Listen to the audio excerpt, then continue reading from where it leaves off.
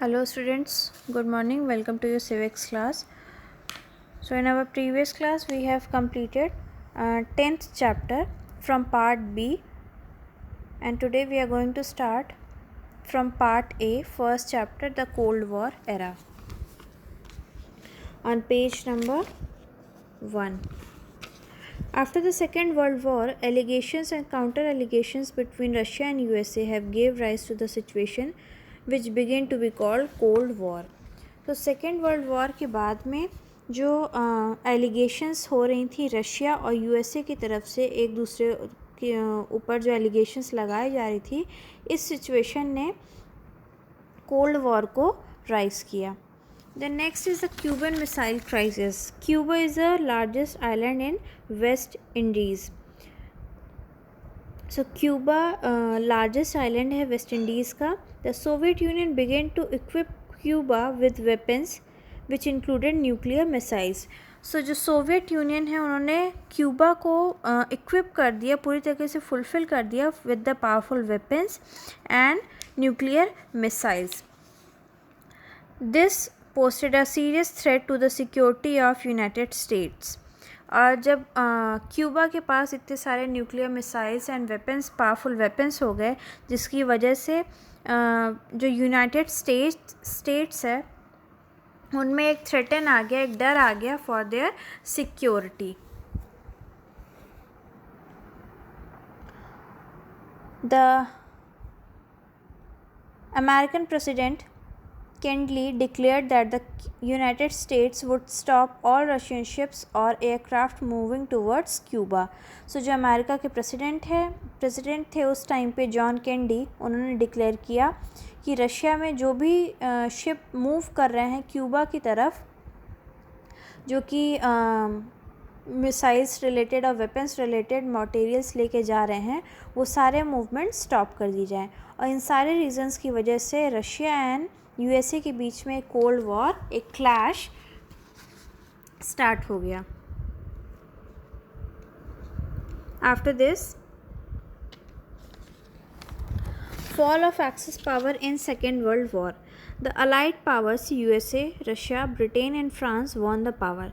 So second world war के बाद में जो अलाइड पावर्स थी, USA, Russia, Britain and France, वो उन्होंने वॉर को सक्सेस कर लिया था, जीत लिया था. The axis powers Germany, Italy and Japan has lost the power. और जो एक्सिस पावर थी, जो जर्मनी, इटली और जापान कंट्रीज़ थी, वो सारी जो वॉर हुई थी उसमें उन्होंने वॉर को लॉस्ट कर दिया था. Meaning of the cold war. The cold war was not being fought with bombs but the clever moves and propagandist activities. It was a state of uneasy peace.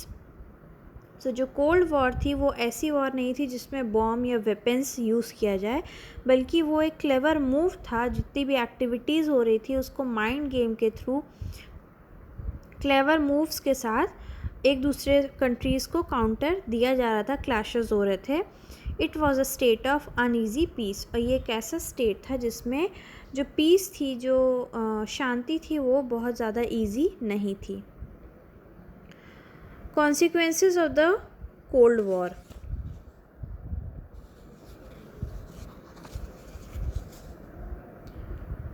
Emergence of a bipolar world. जो cold war हुई उसके बाद क्या क्या consequences थे. Bipolar word means two distinct block in world politics, each pursuing its own ideology and following its own policies.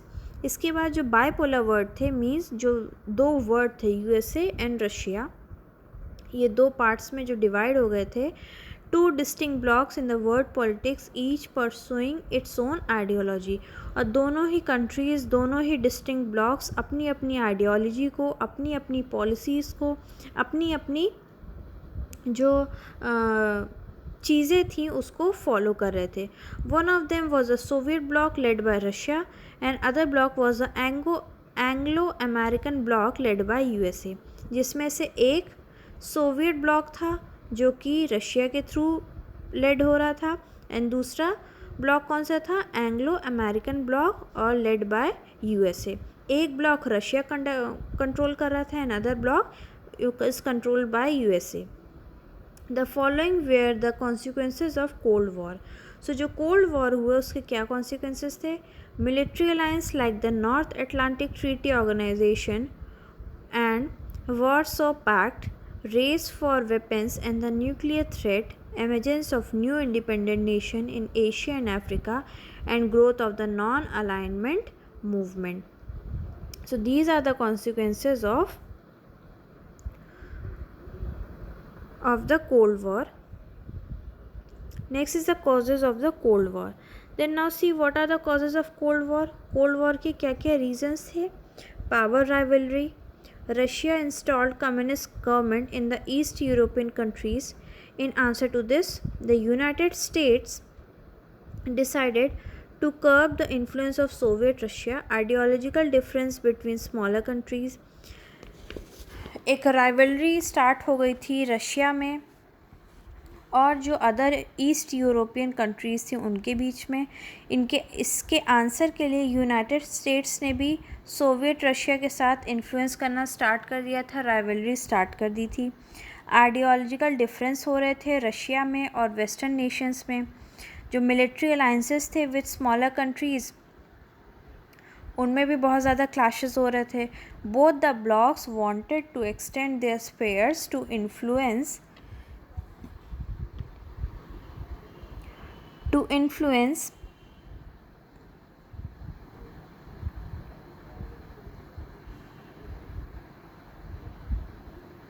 and ensure their dominance over as many countries as they could. दोनों ही block चाह रहे थे कि जो उनकी जो power है, जो उनका स्फीयर है, वो ज़्यादा से ज़्यादा एक्सटेंड हो, ज़्यादा से ज़्यादा बढ़े और अदर कंट्रीज़ में या एक दूसरे को पूरी तरीके से इन्फ्लुएंस करके डोमिनेट कर सकें for many years as they could, ज़्यादा से ज़्यादा सालों तक जितना वो कर सकते हैं.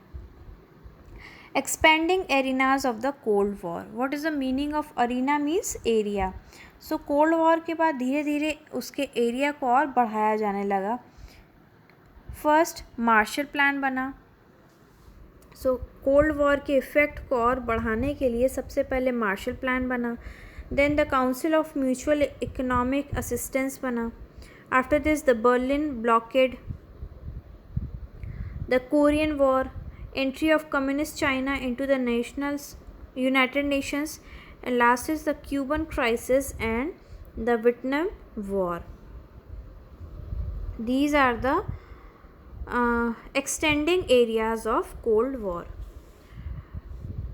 Next is thaw in the Cold War and its end. This we will start in our next class.